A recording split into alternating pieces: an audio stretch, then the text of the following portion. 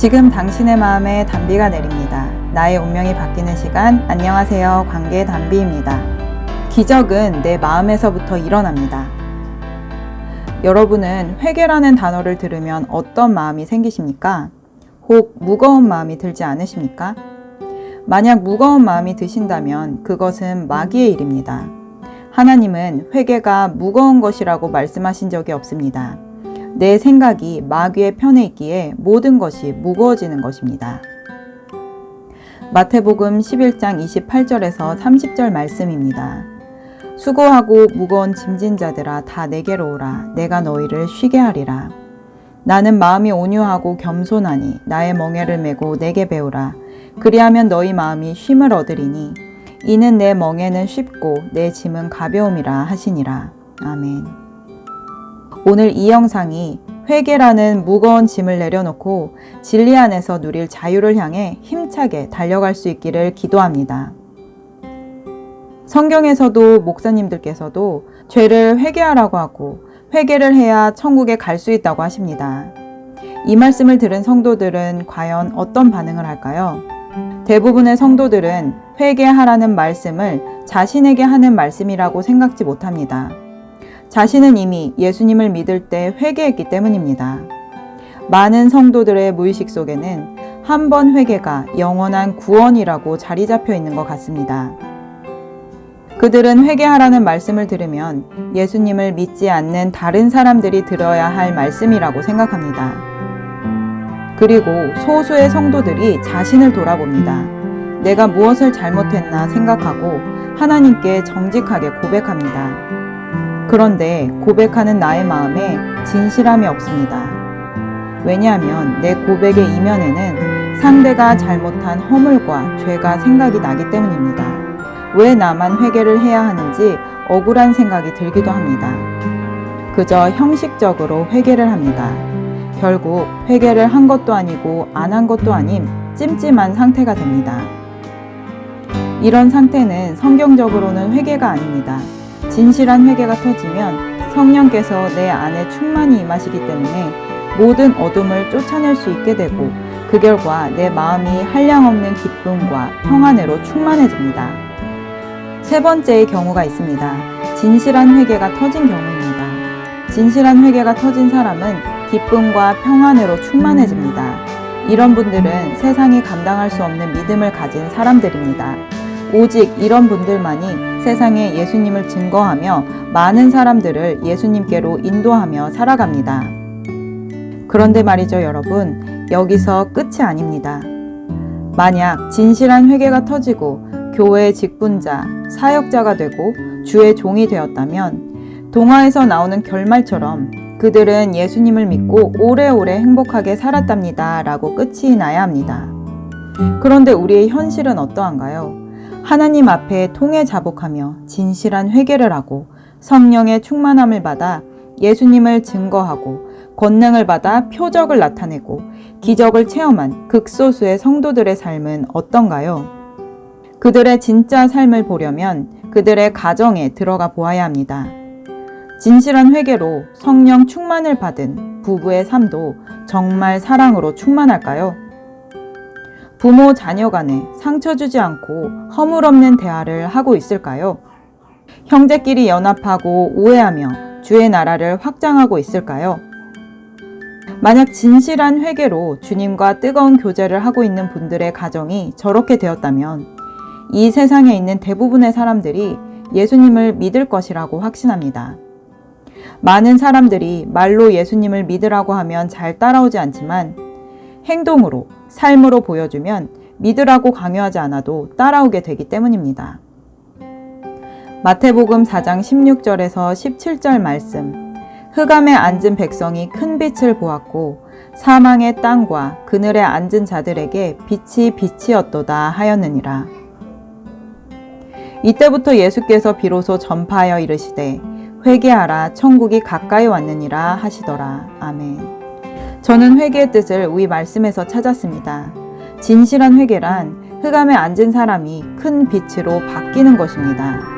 내 안에 사랑이 없는 삶, 오직 사랑에 대한 아픔만 있는 삶을 살았던 사람들에게 생명의 빛이 비치는 것입니다.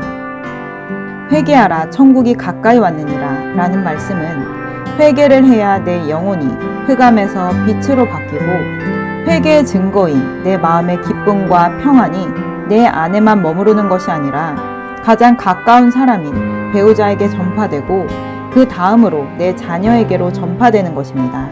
저의 경우에는 지금으로부터 9년 전 2013년에 회개라는 뜻이 무엇인지도 몰랐을 때 통회자복하였습니다. 저는 이전에 예수님을 믿지 않는 불신자였기에 하나님께서 나의 영원하신 아버지라는 것을 알게 된 순간 누가 시키지 않아도 회개가 터져나왔습니다. 먼저 그동안 하나님을 몰랐던 죄를 회개했고요. 그 다음으로 하나님에 대해 알지도 못하면서 믿는 사람들을 생각으로 모욕하고 조롱했던 죄를 회개했습니다.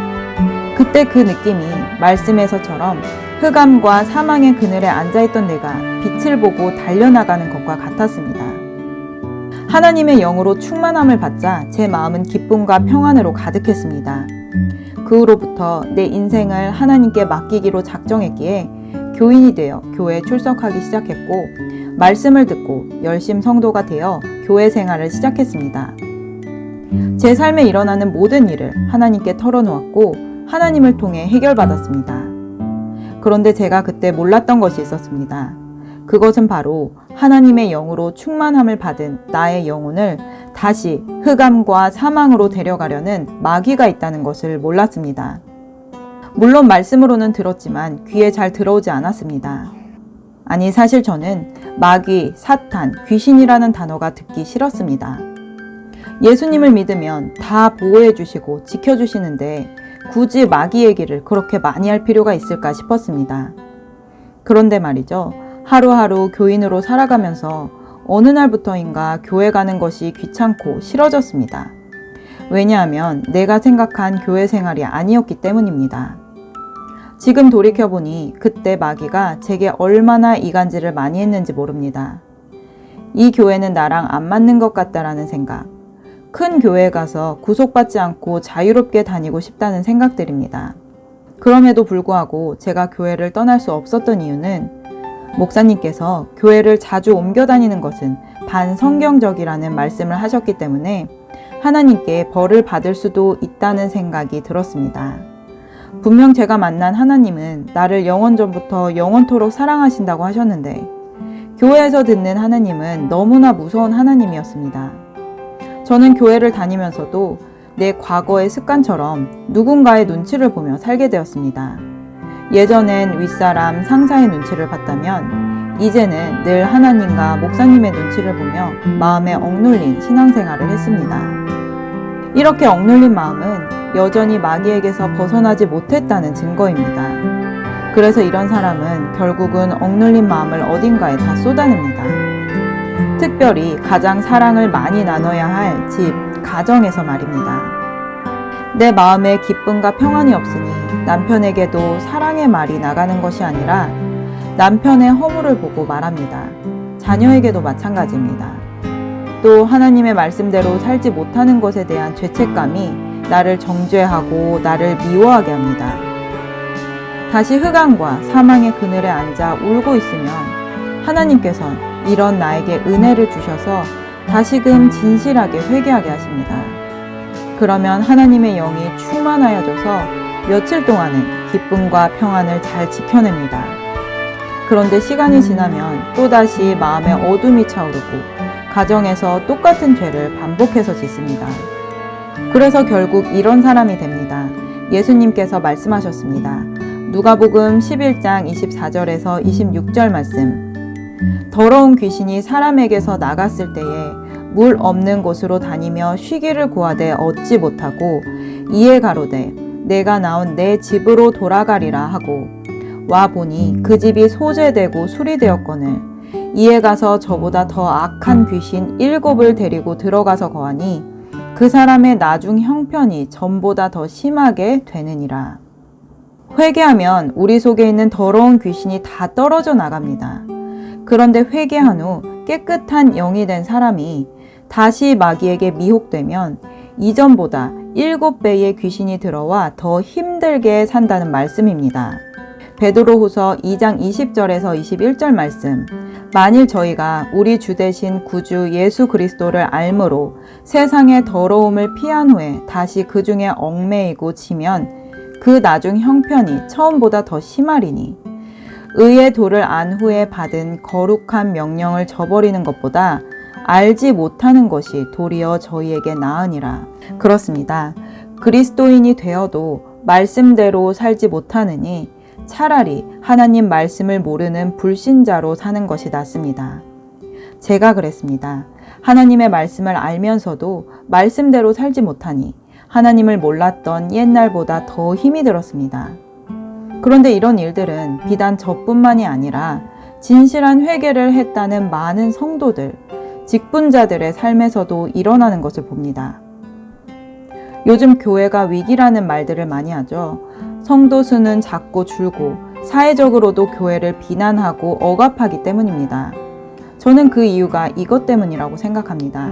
소위 예수님을 잘 믿는다고 하는 사람들, 많은 사람들에게 회개하라고 외치며 예수님을 증거하는 직분자, 주의 종들의 실제 삶에 사랑은커녕 자기 고집과 주장만 내세우고 가정에는 십자가가 멋지게 걸려있으나 십자가의 능력인 사랑은 전혀 나타나지 않기에 현 시대 모든 국가의 모든 교회가 위기에서 벗어나지 못한다고 생각합니다. 여러분은 해결 방법이 있다고 생각되십니까? 어떤 분들은 하나님이 때가 되면 다 해결해 주실 것이니 믿고 기도하고 말씀에 정진하라고 합니다. 또 어떤 분들은 매일매일 지은 죄를 진실하게 회개하면 된다고 합니다. 어떤 분들은 매 순간 성령과 함께 동행하면 된다고 합니다. 다 맞는 말씀입니다. 그런데 한 가지 아주 중요한 것이 빠졌습니다. 마가복음 16장 17, 18절 말씀. 믿는 자들에게는 이런 표적이 따르리니 곧 저희가 내 이름으로 귀신을 쫓아내며 새 방언을 말하며 뱀을 집으며 무슨 독을 마실지라도 해를 받지 아니하며 병든 사람에게 손을 얹은즉 나으리라 하시더라. 아멘. 이 말씀이 하나님의 말씀임을 믿으신다면 우리가 회개하고 귀신을 쫓아내야 한다는 것도 믿으시길 바랍니다. 예수님께서는 믿는 자들의 첫 번째 표적으로 귀신을 쫓아내는 것을 말씀하셨습니다. 내 안에서 내 생각에 이간질하고 부정적인 생각을 주는 귀신을 쫓아내야 나머지 일들이 다 풀리는 것입니다. 귀신을 쫓아내야 내 안에 하나님의 사랑을 지킬 수 있는 것입니다. 적이 쳐들어왔는데 쫓아내지도 않고 너는 나를 결단코 해하지 못한다고 말만 하고 있으면 그 성은 무너지고 모든 것을 다 빼앗기게 될 것입니다. 요한일서 3장 8절 말씀. 죄를 짓는 자는 마귀에게 속하나니 마귀는 처음부터 범죄함이니라. 하나님의 아들이 나타나신 것은 마귀의 일을 멸하려 하심이니. 아멘. 회개는 하나님이 우리를 천국에 데려가시기 위해 값없이 주시는 선물입니다. 진실한 회개를 했다면 천국에 갈 수 있는 티켓을 받은 것입니다. 그러나 이 티켓을 빼앗으려는 마귀를 대적하고 쫓아내어 천국에 가는 날까지 지키고 있을지 말지는 나의 선택에 있습니다. 진실한 회개를 했다면 이제부터 우리는 자신감을 가지고 마음을 강하게 하여 마귀와 싸워야 합니다. 죄는 마귀에게 속해 있습니다.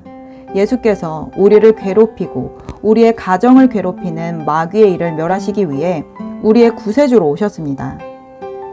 저의 경우에는 몇 년간 하나님의 은혜를 수없이 많이 받았지만 마귀에게 지는 일이 많았던 삶을 살았습니다. 그러나 하나님께서는 진실하게 구하는 사람의 기도는 반드시 들어주십니다. 하나님께서는 사랑과 사람 치유센터 목사님을 통하여 마귀를 대적하고 마귀의 일을 멸하는 일에 저를 더욱더 훈련시켜 주셨습니다. 저는 그 후 그동안 간과했던 마귀의 일에 대해 더욱 자세히 듣고 공부했습니다. 특별히 저에게 가장 큰 문제는 한번 죄책감, 정죄감에 빠지면 잘 헤어나오지 못하는 것이었는데요. 내 안에만 죄책감을 가지고 있으면 그나마 낫겠지만 마귀의 속성은 그렇지 못합니다.